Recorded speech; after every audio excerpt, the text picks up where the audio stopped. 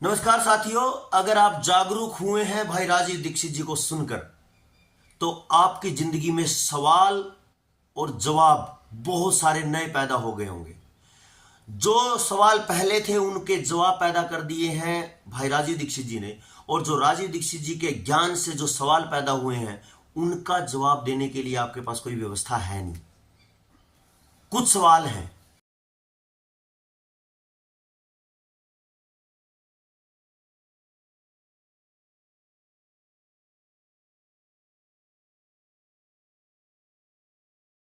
एक अहम मुद्दा जिस पे हमने बहुत गहराई से चर्चा करनी शुरू की है और उसकी जड़ों में से निकला है वक्ता निर्माण का अभियान। असल में इसके कुछ कारण हैं और जिनको जानना आपके लिए जरूरी है। कुछ सवाल हैं। पहला सवाल यह है कि क्या आपने राजीव दीक्षित जी को सुन लिया है? अगर आपने राजीव दीक्षित जी को सुन लिया है तो अगले सवाल आपके लिए हैं। राजीव दीक्षित जी को सुनने के बाद क्या आपको लोगों ने पागल कहना शुरू कर दिया है? क्या आपके घर वाले कहते हैं कि इतनी सारी बातें बदल लेते हो, कभी कुछ बदलने की कहते हो, कभी कुछ बदलने की कहते हो, कभी खेती की बात करते हो तो कभी रसोई की बदलने की बात कहते हो, और घर वाले परेशान होकर आपको कह चुके कि तू बाहर है, यानी घर वाले आपसे परेशान हो चुके हैं क्या? और ये दोनों बातें अगर हाँ में हैं तो क्या तीसरी बात यह है कि आपको जानकारी का स्तर जो राजीव भाई के सुनने के बाद बढ़ा है उससे आपके सिर का दर्द, आपकी नींद गायब है क्या, या आपके सिर का दर्द बढ़ चुका है क्या? अगर ये सवाल आपके, इन सवालों का जवाब आपके लिए हाँ है तो ये वीडियो आपके लिए बहुत जरूरी है, क्योंकि समस्या जो राजीव भाई ने बताई वो भी थी, उन्होंने समाधान भी बताया, लेकिन उनकी समस्या के समाधान के जो कंटेंट से एक नई समस्या पैदा हो गई कि आप समस्या में आ गए हो। आज से ये पहला एपिसोड कहिए, इसको पहला भाग कहिए, कि हम समग्र समस्या समाधान के पहले एपिसोड की बात करते हैं और समस्या को पहले समझते हैं, साथ साथ में समाधान की बात करते जाएंगे। समस्या क्या है? खेती की है, खेती बर्बाद है, पशु बर्बाद है, और स्वास्थ्य बर्बाद है, न्याय बर्बाद है, राजनीति बर्बाद है, अर्थतंत्र बर्बाद है, प्रकृति बर्बाद है, पानी बर्बाद है, हर चीज बर्बाद है। और इसके मूल में क्या है? इसके मूल में है ये। इसको हम गहराई से जानेंगे, लेकिन पहले एपिसोड में इसको समझिए। अगर आप पढ़ने के इच्छुक है तो ये पुस्तक आपको मिल सकती है। अगर आप पढ़ने के इच्छुक नहीं है तो आपको इसकी पूरी जानकारी के लिए जब तक इसकी सीरीज पूरी होती है तब तक इंतजार करना पड़ेगा। आप सुनिए। ये है ये व्यवस्था जिसने पूरी दुनिया की सारी व्यवस्थाओं को तार तार करके बर्बाद कर दिया है, और इनकी व्यवस्था चलती है इस तरीके से। समाधान की बात करेंगे, वैदिक संस्कृति की बात करेंगे, सनातन परंपराओं की बात करेंगे, और वैदिक संस्कृति की वैज्ञानिकता की बात करेंगे समाधान के रूप में। यह समस्या के रूप में हमारे पास है। क्या करते हैं ये? अगर आप इसको देख रहे हो तो आप सबसे नीचे देखिए, मैं ऊपर नहीं दिखाऊंगा, सबसे नीचे देखिए। ये हम हैं यहां, ये है पब्लिक यानी भीड़, ये जनता है। और अगर जनता यहां है तो इसका पैमाना इन्होंने सेट किया है, आपने देख भी लिया होगा। पैदा हो, पढ़ाई करो, नौकरी करो, शादी करो, रिटायरमेंट लो, मर जाओ। अब ये इसी के दायरे में कैसे बंध जाती है, इसको लिखा गया है जनता है भेड़ बकरी। तो जनता भेड़ बकरी है तो इस भेड़ बकरी को चराने वाला, पालने वाला गडरिया कौन है? सवाल है आपके लिए। तो इस गडरिये को समझते हैं कि गडरिया नजदीक है कि गडरिया कहीं और है।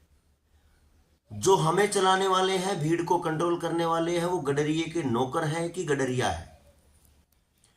इस पूरी व्यवस्था को समझने के साथ में ही शहीद आजम भगत सिंह ने एक बात बोली थी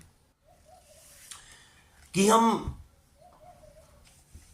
बचाते रहे कसाईयों से भेड़ें अपनी, लेकिन उनका क्या किया जाए जिन्होंने चरागाह ही चुरा ली हो। बचाइए अपनी भीड़ों को, कहां तक बचाओगे? चरागाह आपके पास नहीं है। पूरी की पूरी स्थिति यहां है। यहां भीड़ है, भीड़ को कंट्रोल किया जा सकता है कई तरीके से।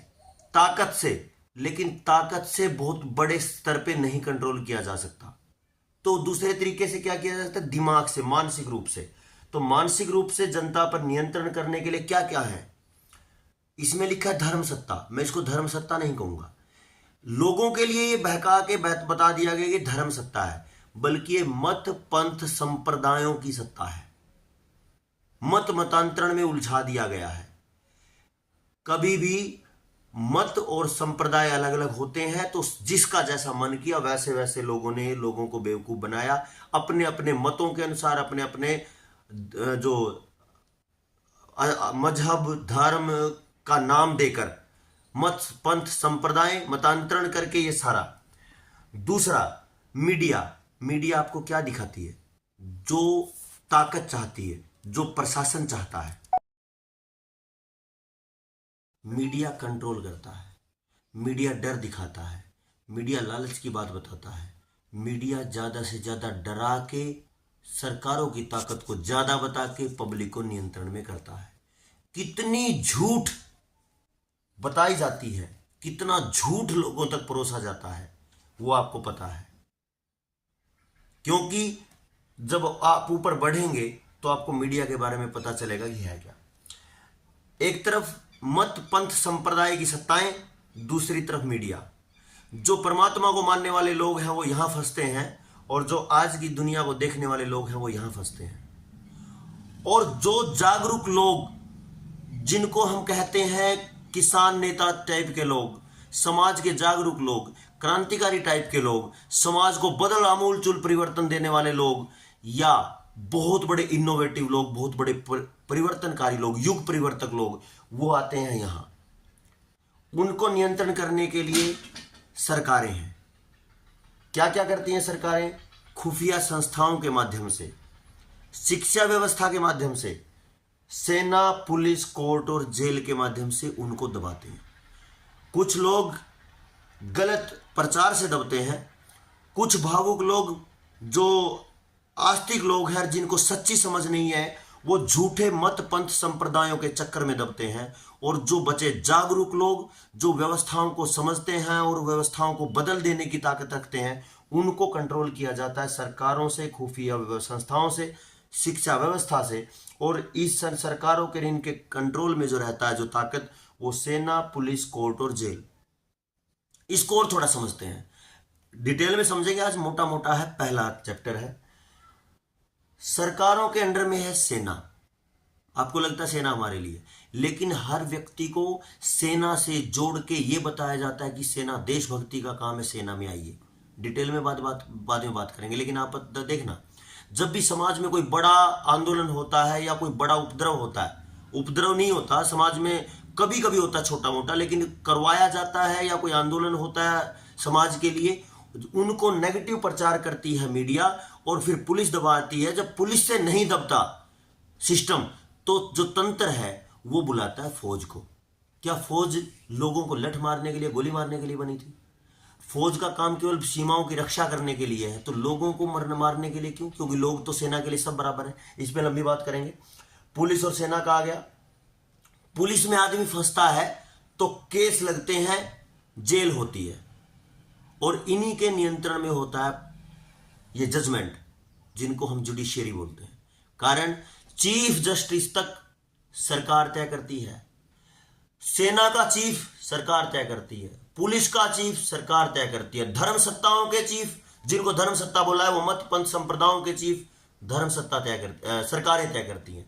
यानी जनता जब भीड़ का हिस्सा है, जो भेड़ बकरियां हैं, उनको नियंत्रण करने के लिए सरकारें हैं, धर्म सत्ता है और मीडिया है, और सरकार के पास खुफिया संस्थाएं हैं, शिक्षा व्यवस्था है, सेना पुलिस कोर्ट और जेल है। यहां से शुरुआत होती है नियंत्रण की। अब आगे बढ़ते हैं। जनता पर जो नियंत्रण सरकारें करती है, सरकारों पर नियंत्रण कौन करता है? सरकारें बनती हैं पूंजीवाद से। सरकारों को पूंजीवाद कंट्रोल करता है। पूंजीवाद को कौन कंट्रोल करता है? पूंजीवाद को कंट्रोल करती है बड़ी बड़ी मल्टीनेशनल कंपनियां, बड़े बड़े ब्रांड। एक एक कंपनी का बजट या टर्नओवर इतना है कि 10-10 देशों की जीडीपी को खा जाए। और जो दुनिया में दो कंपनियां तो ऐसी हैं जो पूरी दुनिया का 90% हिस्सा खा जाती हैं। एक कंपनी ऐसी है कि जो 88% खा जाती है। नाम आएगा उसमें, डिटेल में बात करेंगे एक एक को। अगर आपको लगता है कि ये जल्दी पढ़, क्योंकि मेरे को लगेगा इसमें शायद 1-2 महीना एक एक चैप्टर को खोलने में, अगर आपको लगता है कि समस्या और समाधान पर आपको जल्दी चर्चा करनी है क्योंकि वक्ता निर्माण अभियान अपना चालू है, तो आपको इसके लिए चलना होगा। अभी से आपको ये पुस्तक चाहिए तो मिल सकती है, आपकी मर्जी, नहीं तो आप इंतजार कर सकते हैं। IBM कंपनी है, टोयोटा कंपनी है, मॉन्सेंटो, ये इस टाइप की जो कंपनियां हैं, एक एक कंपनी छोटे देशों को लगाओ तो 20-20, 30-30 देशों के बराबर की GDP का अकेला सिस्टम संभालती है। और अगर गूगल है, माइक्रोसॉफ्ट है, ब्लैक रॉक है, ब्लैक स्टोन है, ये 3-4 कंपनियां काफी है पूरी दुनिया को हिलाने के लिए। और आगे बढ़ते हैं कि ये बहुराष्ट्रीय कंपनी जो है विश्व के संसाधनों पर नियंत्रण करती है। इनके ऊपर नियंत्रण कौन करता है, ये एक बड़ा सवाल है। इनके ऊपर नियंत्रण करता है विश्व का आर्थिक नियंत्रण होता है बैंकिंग से। बैंकिंग कौन कौन सा, देखो इसको देखो एक बार। तो बैंक में क्या है, केंद्रीय बैंक है,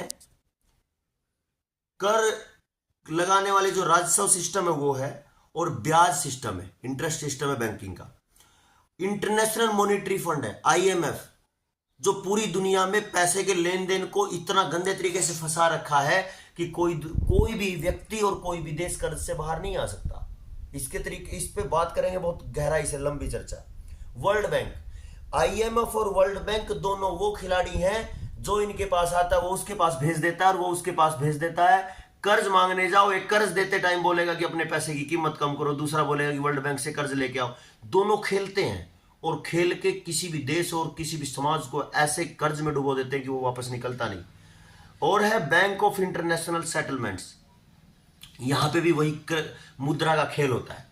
तो विश्व का आर्थिक जो नियंत्रण है, विश्व के संसाधनों पर नियंत्रण मल्टीनेशनल कंपनियां करती हैं, और विश्व का आर्थिक नियंत्रण करती है बैंकिंग सिस्टम, अंतरराष्ट्रीय गिरोह अगर कहें तो इसको गलत नहीं होगा। अब जो ये विश्व का आर्थिक नियंत्रण है, ये बैंकिंग का नियंत्रण कौन करता है? ऊपर लिखा है रणनीतिकार गोलमेज समूह, एक समूह है, राउंड टेबल ग्रुप बोलते हैं इसको। इस राउंड टेबल ग्रुप में बिंडरबर्ग ग्रुप है, क्लब ऑफ रोम है, royal institute of international affairs है, ट्राइलेटरल कमीशन है, काउंसिल ऑफ फॉरेन रिलेशंस है, और द यूनाइटेड नेशंस है। हमें लगता है कि पूरी दुनिया को UNO चलाता है, UNO सब कुछ है, लेकिन UNO तो एक हिस्सा है जिसका हमें पता है, बाकी 5 हिस्सों का पता ही नहीं, जो मेज के चारों तरफ बैठते खुद हैं लेकिन चला पूरी दुनिया को गोल गोल घुमा रखा है, समझ नहीं आ रहा किसी को भी। अब ये जो 300, ये जो गोलमेज सम्मेलन है, इनके ऊपर 300 लोगों का आयोग, विश्व के सबसे अमीर और ताकतवर उप परिवार। तो 300 लोगों के ऊपर कौन है? 300 लोगों के उप परिवार के ऊपर है 13 लोगों की शीर्ष परिषद, विश्व के सबसे अमीर और ताकतवर परिवार। और इनके ऊपर कौन है? विश्व के शासक। एक एक को समझेंगे पूरी सीरीज में। यह समस्या पैदा कर रखी है इन्होंने, और समस्या के साथ में समझ का समाधान की समझ सबसे ज्यादा जरूरी है।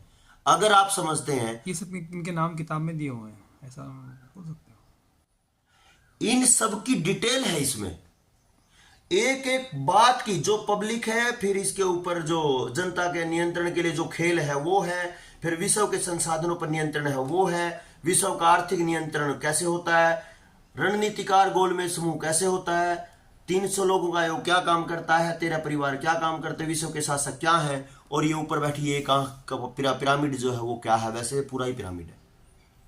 आपको इसको गहराई से अगर समझना है तो इसके अंदर उतरना पड़ेगा, और इसको समझ जाएंगे समस्या के रूप में, और फिर हम समझेंगे ये जो पुस्तक स्क्रीन पे है समाधान के रूप में।